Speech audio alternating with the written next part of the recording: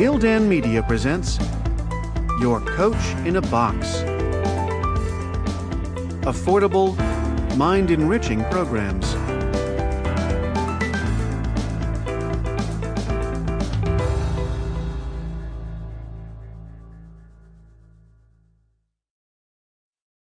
Gildan Media presents an unabridged recording of The Secret Language of Spirit, Understanding Spirit Communication in Our Everyday Lives, by William Stillman, narrated by Pratt. The following dedication appears in the book: For Justin, who is passionate about making the world a better place. Introduction. Many of us studied a foreign language in school. Perhaps it was Spanish, German, or French. By speaking a new language, we may identify the differences between it and our native language, including nuances in translation that don't quite match up. For example, the Italian word zitto, or be quiet, can be interpreted as the coarser shut up in English. The many meanings for the Hawaiian aloha include not only hello and goodbye, but compassion, peace, and affection. The majority of us probably learned another language for the duration we were enrolled in a class and then allowed our use of it to lapse. As the saying goes, if you don't use it, you lose it. But the more you do use it, the more proficient you become. This is how those who are employed as teachers, linguists, and interpreters, including those who interpret sign language, make it look so facile. Speaking the alternative language has become second nature. I've come to the conclusion that I am, myself, a linguist of sorts. As a psychic medium, I don't have a normal life or a regular job. In fact, my job is also to effectively interpret a foreign language, one in which I've become reasonably fluent. It is the language of spirit. It is one of symbols and sensations, icons and emotions. I translate these impressions into words for those not yet as fluent as I am. By immersing myself in the culture of the language, I've acquired a cultural competency. Thus, my spirituality is not a mindset, it is a lifestyle. I am speaking, thinking, and breathing this competency, which, in turn, complements a lifestyle that honors the culture. It is akin to becoming a first-time father. A good parent dispenses with self-centeredness in favor of making his child the priority. In my case, the child is my higher self. The benefit has been a greater knowledge and a heightened awareness of the spirit realm. This comfort level has granted me tenure, yielding me confidence to represent this realm as an interpreter with reasonable authority. As with any translation, some of it may be open to interpretation or personal preference. Ascertaining the proper terms that align with my own language can cause minor discrepancies, and subtleties may get lost in translation.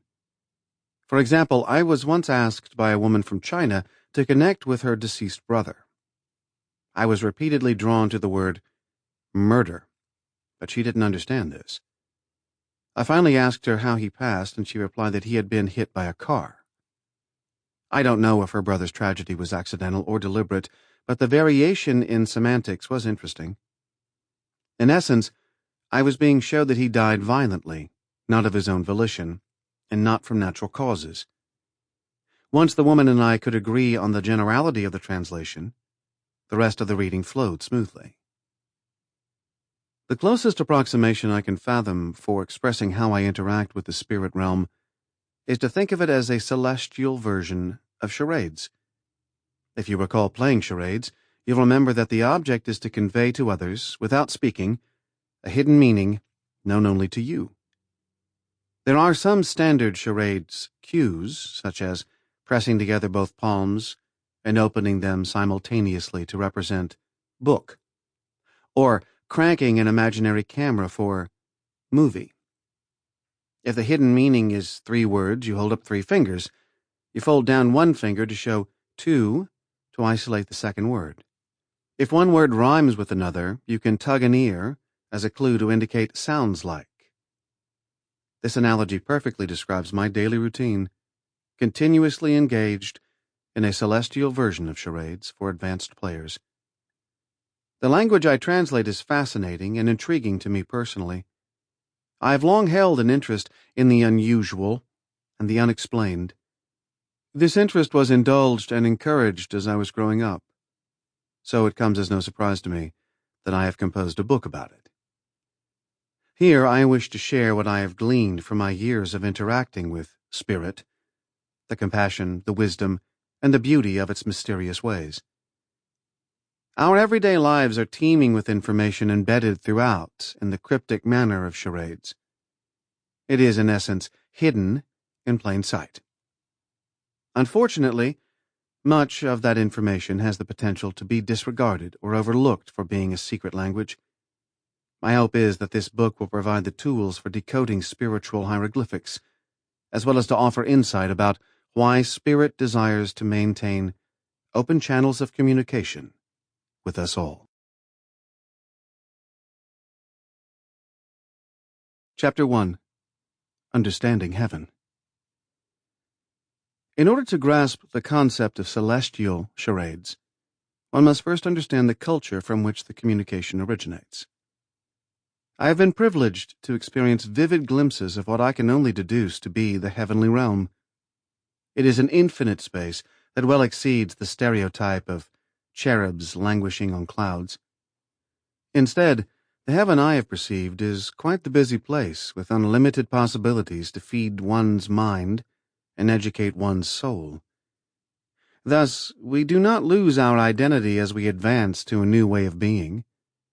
In soul form, we retain the wisdom of earthly lessons learned, as well as the best aspects of our personhood. This transition holds promise for becoming an improved version of our old self. In short, I believe wholeheartedly that our consciousness outlives our physical form. You don't need a body to exist. Rest assured, you will still be you. It's fascinating to reflect on the traits that distinguish us from one another.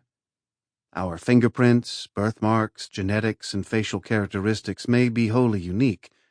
Modern science gives credence to our individuality as spiritual beings having a human experience. The discovery of DNA has expanded the universe of human distinction, as if to underscore the intelligence of our design. The same may be said for the composition of our very soul. It may be likened to the invisible equivalent of musical DNA. We are each assigned a note or vibration on a musical scale. Each of us is entitled to the space we occupy on that scale. Though the composition is dynamic as we each evolve, it would be incomplete in our absence. Not only is our soul energy unique, it is also indestructible and indistinguishable. Most interesting to understand is that the universe is not static. It is dynamic and imperfect. The universe is in a state of constant evolution because every motion, every experience, and every way of being contributes to its edification, including your own soul's contributions. As you listen to this, the universe is expanding to accommodate tomorrow's thoughts and actions. There exists a perpetual cycle of shifting energy, in and out, coming and going. Ever notice that newborns and the elderly require extensive amounts of sleep? Both babies and elders are in transition mode. The former group is acclimating to this new world, and the latter group is preparing to return to the heavenly realm. This is not to suggest that the gap in between is vacant or absent of communicative connection. When anyone on earth mentions or reminisces about a lost loved one, the emotion of the thought gets transmitted directly to the soul energy of the dearly departed. Think of it like this. When you post an old photo on Facebook and mention a friend who appears in the picture, there's the option to create a link that notifies him or her of your post. Once apprised of the link, the friend has the option to comment or react in order to acknowledge their awareness and strengthen the memory. When this scenario occurs spiritually, the loved one's soul energy also has the choice to comment if it is deemed timely and appropriate, although it may occur when least expected. How the comment gets communicated is the basis for this book. In my work as a psychic medium, the most frequent question I am asked about a deceased loved one is, are they at peace? My first reaction to those mourning is encouragement to rely upon their own faith or reassurance that it is so. Clients also tend to feel worried that the loved one harbors resentment or disdain. There may be anxious concern about dissatisfaction with the memorial service or the dispersal of personal property. I can state unequivocally that these matters are of absolutely no concern to spirit. On the matter of property dispersal, a woman's deceased husband once communicated through me in no uncertain terms, "I don't give a fuck what you do with my shit." I was greatly relieved when she laughed and cried and explained that such a sentiment was, putting it mildly, coming from him.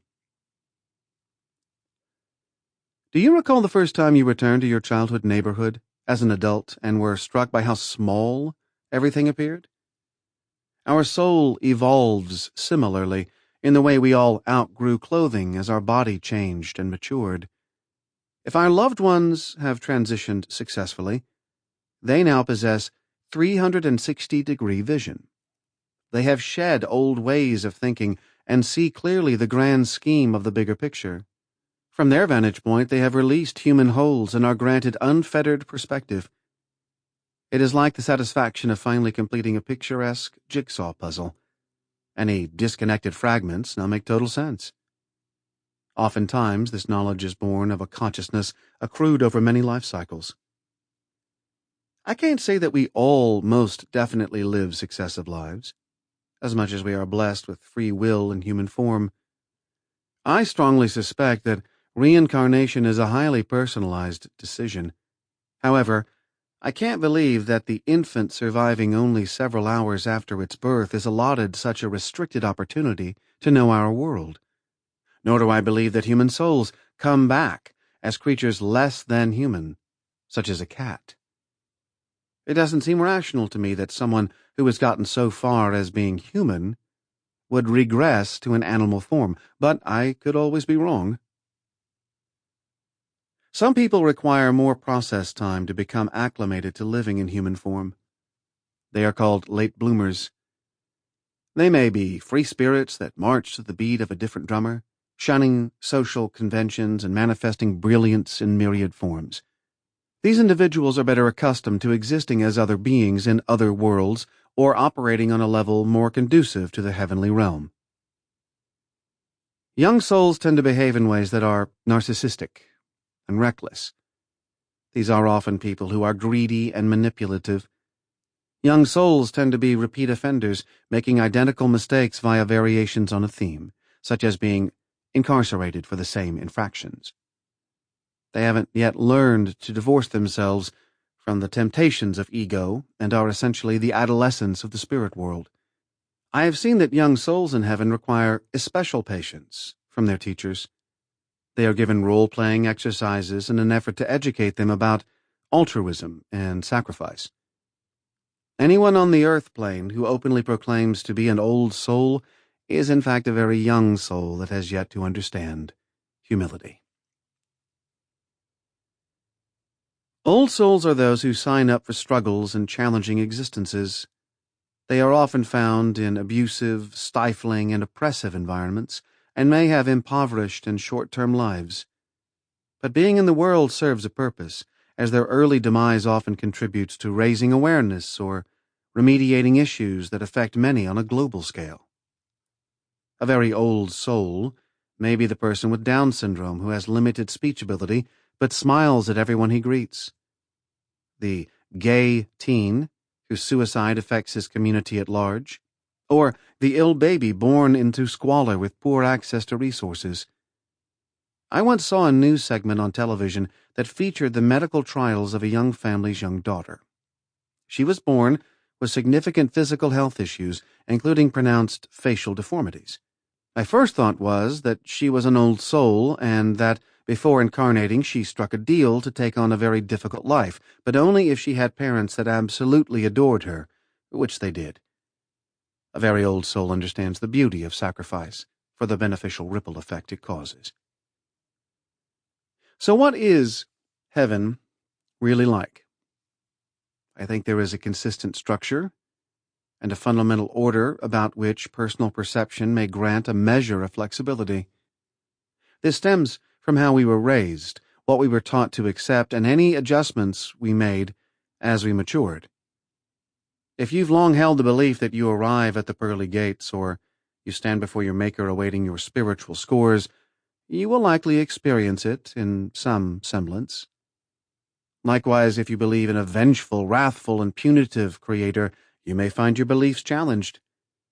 If the credo of one's spiritual belief system is live to love and harm none, then it stands to reason that there is room for countless variations in perception.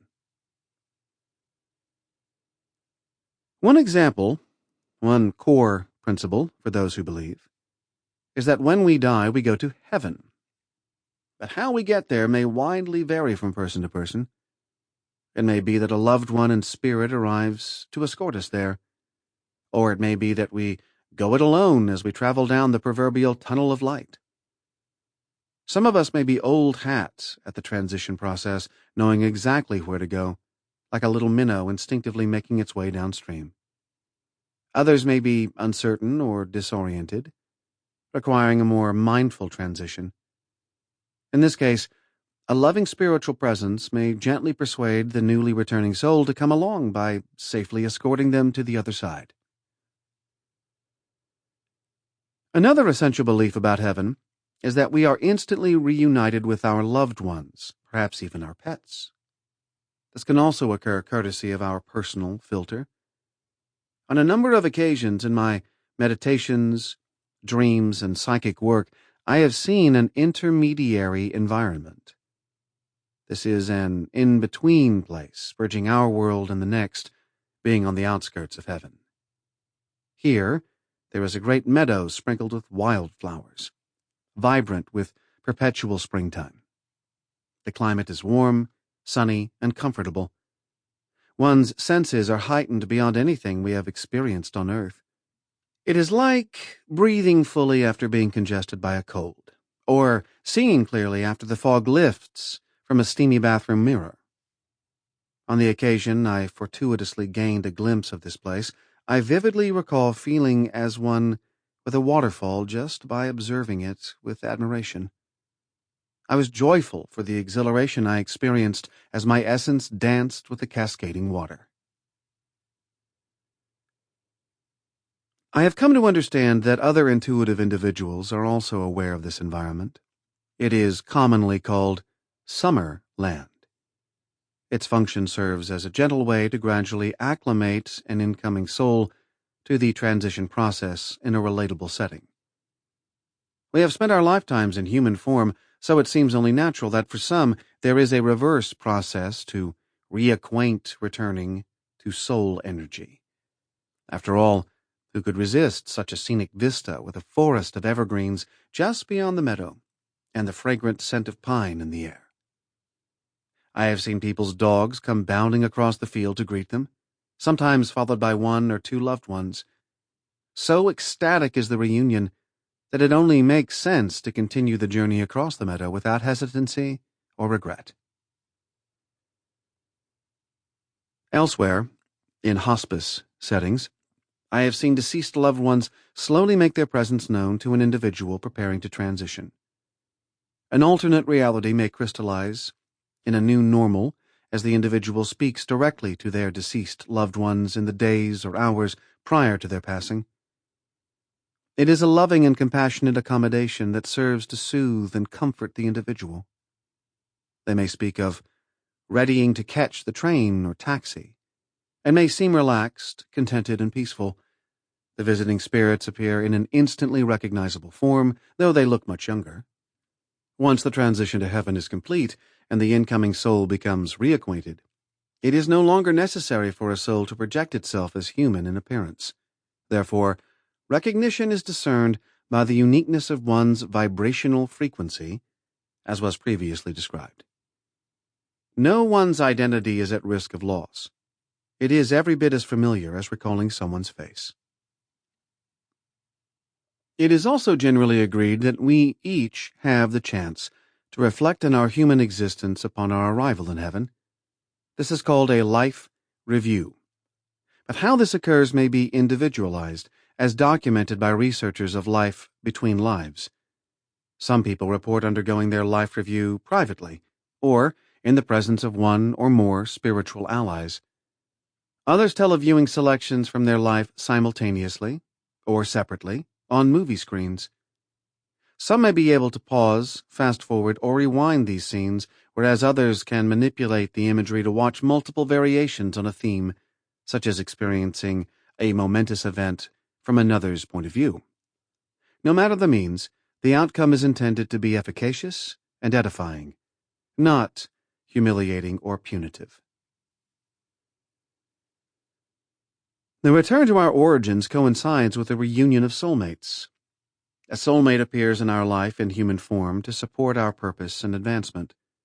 This is a pact of predestiny made prior to birth. We tend to think of soulmates in a purely romantic sense. Our core chemistry may feel interconnected with that of a partner or spouse. We may spontaneously laugh at the same thing or know what the other is thinking before it is spoken. We may feel as though we have known one another much longer than possible. That person may indeed be a soulmate, but the soulmate association can extend well beyond its traditionally romantic connotations. In fact, we can have more than one soulmate. A soulmate could be your sibling, your next-door neighbor, or a parent. Closely bonded friendships have coined the phrase brother from another mother, though both persons are biologically unrelated. Think about old married couples and even some siblings that have spent their entire lives together and die days or even hours apart, sometimes in separate locations. Consider that in 2016, actress Debbie Reynolds passed away within 24 hours after her daughter, Carrie Fisher.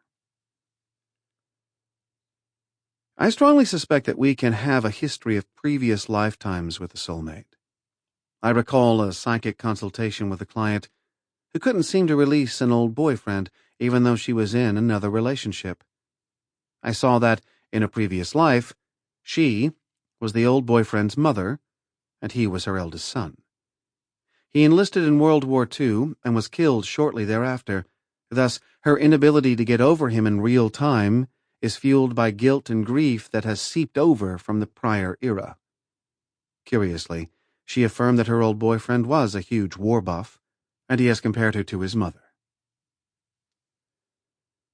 Your soulmate could also be your worst enemy. It's all about the intent gleaned from one to another in the relationship.